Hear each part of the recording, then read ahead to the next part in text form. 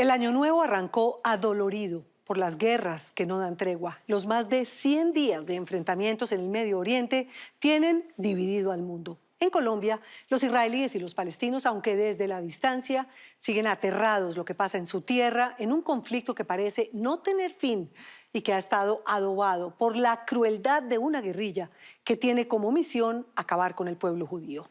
La nena Arrázola y una violencia que nos duele a todos. Yo nací en Colombia, mis padres emigraron de Alemania, mis abuelos maternos murieron en Auschwitz, estudié mi pregrado en Israel. Colombia siempre ha sido mi segunda patria. ¿Nació en dónde? En la ciudad de Belén, a pocos metros de donde nació nuestro Señor Jesucristo. Trabajo como guía de turistas, especialmente de peregrinos católicos y evangélicos.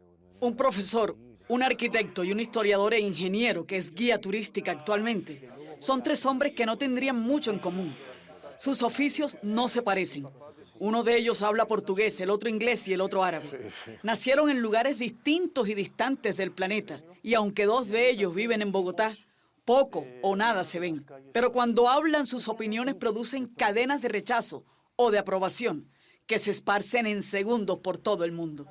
Mi mamá salió a Francia, de Francia creo que se montó en un barco sin estar muy segura dónde iba a llegar y llegó a Buenaventura y subió a Bogotá y empezó a trabajar aquí. Él se llama Marcos Pekel, es bogotano, judío, columnista, maestro universitario, casado, padre de 2 hijos, y su rostro parece moverse a la misma velocidad de sus pensamientos. Conoce la génesis de su pueblo, lo defiende y lamenta la agonía de tantos años. Y además es el actual director de la Confederación de Comunidades Judías en Colombia. Ser judío es pertenecer al pueblo judío.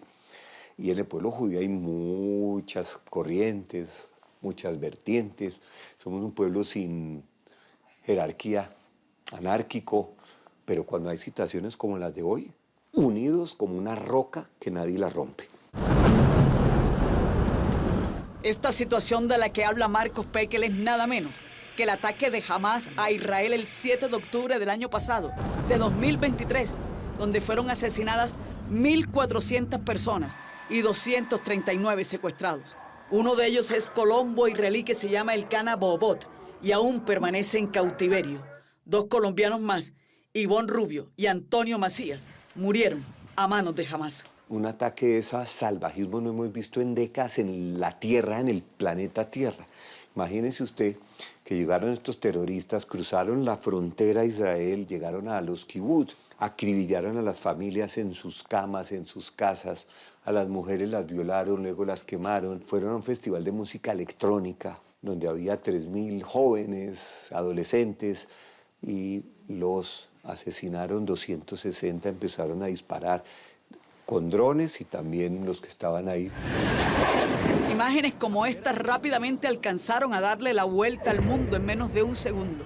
Y se supo, desde este primer video, que todo iba a cambiar. Este señor alto, con saco y corbata, con barba, con la banderita en la solapa, con el ceño fruncido casi siempre, y que habla un español cruzado con ese acento árabe, es Rauf al-Malki, embajador de Palestina en Colombia, y nos recibió en esta casona del barrio Teusaquillo. Estudió arquitectura en Bogotá por allá en los años 70 porque sus tíos y primos ya habían empacado maletas y estaban radicados en este país. Termina llegando todo el mundo. Llega el primero y tal vez no porque quería venir a Colombia o a América Latina, sino para ir a Estados Unidos, por ejemplo, y el barco simplemente lo deja aquí en un puerto, que es el puerto acá, en este caso, Puerto Colombia, y le dicen, pues ya llegamos a América. El mundo, la gente pues llegaba a esa América. Y entonces cuando se dan cuenta de que, bueno, como no hablan hablaban ni inglés ni español, pues les daba igual, ¿no? Les dio tan igual que Colombia fue refugio de sirios, libaneses y judíos, huyendo de la guerra y de los campos de concentración nazi. Y así como llegó la parentela del embajador, también fueron entrando a Colombia los antepasados de Marcos Pekel y Barranquilla. Por casualidad o por coincidencia, recibió a unos y a otros. Era el puerto a donde llegaban los migrantes de comienzos y mediados del siglo XX. El continente americano abrió sus puertas y la primera comunidad judía organizada en Colombia fue la de Barranquilla, fundada en 1928. de la gran Siria, Palestina, Líbano, ¿no?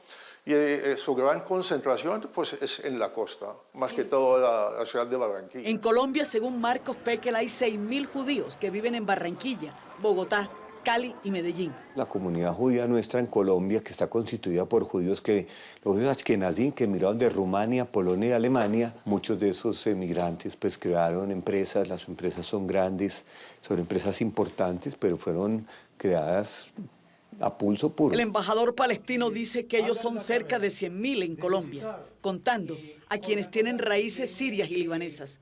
La ministra de Medio Ambiente, también de Colombia, Susana Mohamed, también su abuelo había llegado a Colombia en 1925. Está casado y tiene una hija de 9 años.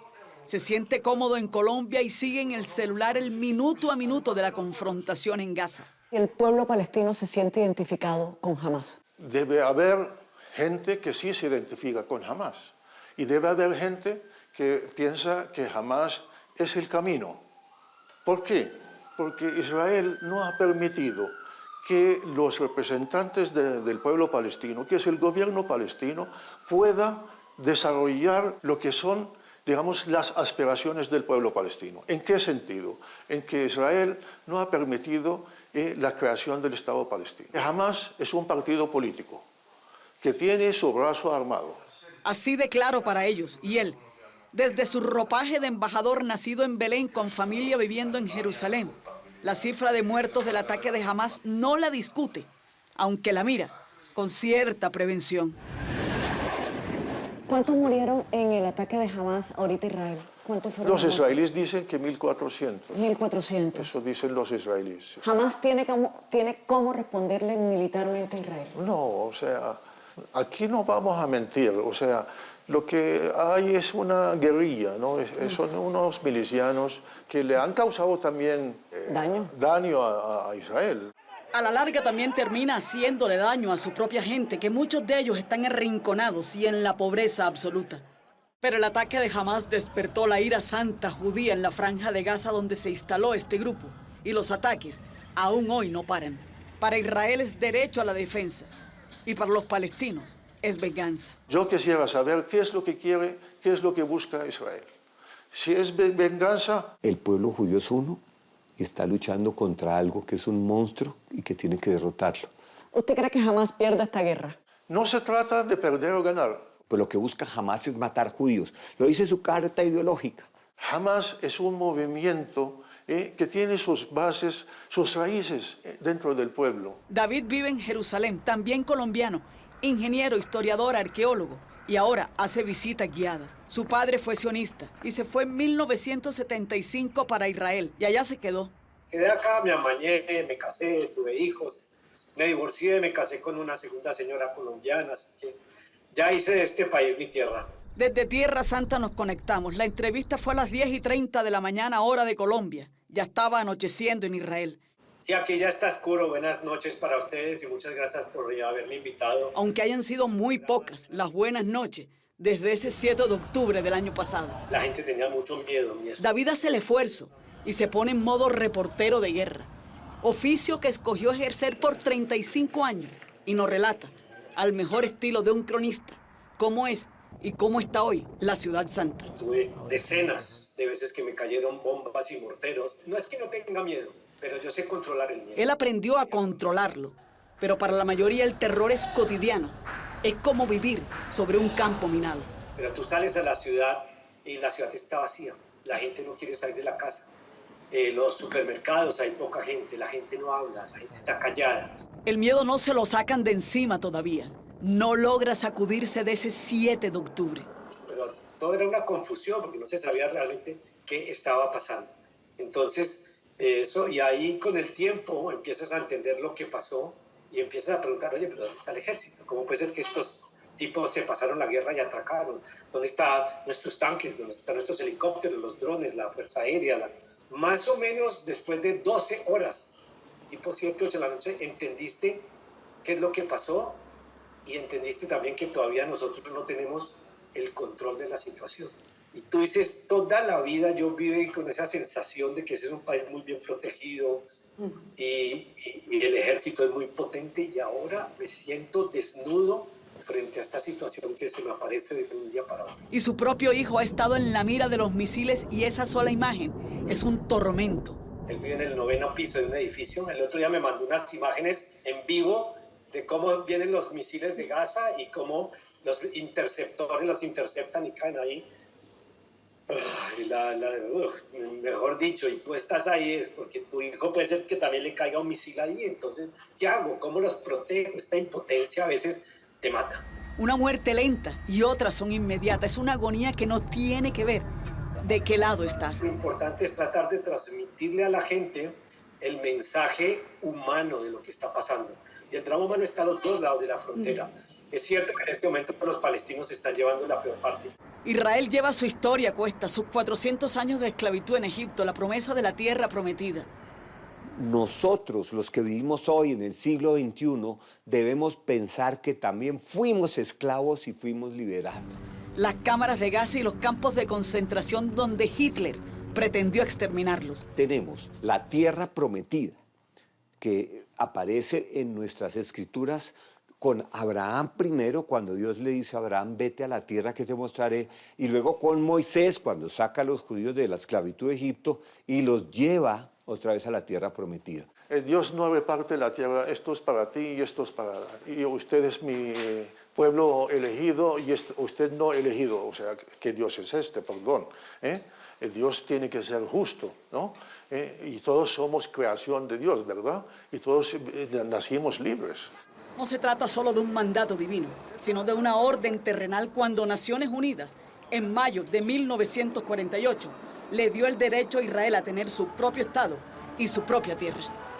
Los palestinos, por su parte, van reclamando lo de siempre, tener su propio Estado. Mira, los palestinos estamos invitando a los israelíes a sentarnos a negociar, ¿no? Son los israelíes desde el año 2014 que no han querido. Israel firmó las propuestas de Clinton de paz y Arafat, llegado el momento, no lo hizo. Dijo, no, yo no voy a aceptar que exista el Estado de Israel acá. Ya van 106 días de guerras, de misiles que van y vienen. Los resultados están aquí. Israel temeroso, Gaza asustada y el mundo en vilo. Y hasta el presidente de Colombia, Gustavo Petro, fijó su posición y jamás condenó a Hamás. Las cifras, aunque varían de lado y lado, hablan de la contundencia de este conflicto. Todavía en poder de Hamás hay 136 secuestrados israelíes. Según la Embajada de Israel en Colombia, serían 9.000 los muertos en Gaza. Pero el sistema de salud de Gaza eleva esa cifra a 24.285, mientras que el portavoz militar de Hamás habla de 24.100. No se puede decir que Hamás no es palestino. Hamás tiene 2 millones de palestinos de rehenes en Gaza.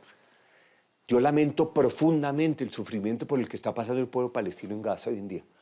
No creo en las cifras de muertos que están dando los mismos de Hamás, pero lamento profundamente porque yo sé que la situación en Gaza es terrible. Esto puede llegar a convertirse en una guerra regional o incluso en una tercera guerra mundial.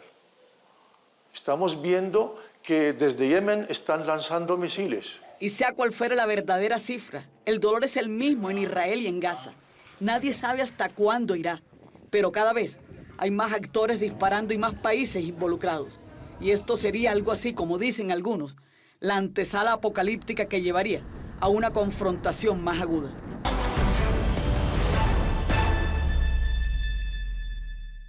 Lo que empezó con un ataque a sangre fría de Hamás sigue escalando. Reino Unido atacó a hutíes en Yemen. Irán también lo hizo con Irak, con Siria y con Pakistán, que a su vez respondió contra los iraníes. Y Estados Unidos acusó a Irán de atacar con un dron un barco de carga. Hay alerta máxima en la región. Hola, los invito a que se suscriban a nuestro canal de YouTube aquí. Y si quiere ver alguna de nuestras grandes historias, es fácil. Haga clic aquí. Chao, nos vemos.